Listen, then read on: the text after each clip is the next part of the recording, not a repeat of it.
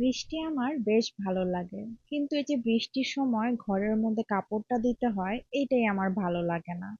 আজকে সারাদিন দুনিয়ার ফুড চ্যালেঞ্জিং ভিডিও দেখেছি। এত ভিডিও দেখে এখন খুব মন চাচ্ছে একটু চটপটা টাইপের কিছু খাই অথবা ভাজা ভাজি কিছু খাই।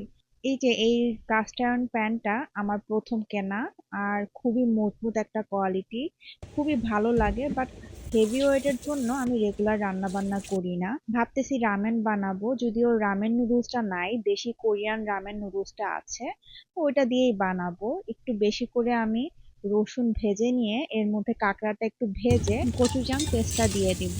তারপরে একটু ভাজা হয়ে গেলে পানি অ্যাড করব। তারপরে prawn, squid, mushroom, sweet corn সবকিছু দিয়ে নুডলসের মশলা, গোচুগারু পাউডার, চিকেন পাউডার দিয়ে কিছুক্ষণ সিদ্ধ করে নিব।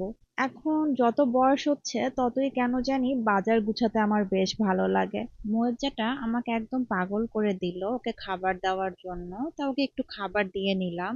রামেনের স্যুপটা কিন্তু একদম ভালো মতো ফুটে গেছে। এখন আমি নুডলসটা অ্যাড করে দিলাম। তারপর একটু পানিটা শুকিয়ে আসলে পরে আমি একটা বাটিতে পরিবেশন করে নিলাম। আসলে বৃষ্টির দিনে একটু ঝাল ঝাল কিছু খেতে কিন্তু মন্দ লাগে না। তো আজ এই পর্যন্তই। আল্লাহ হাফেজ।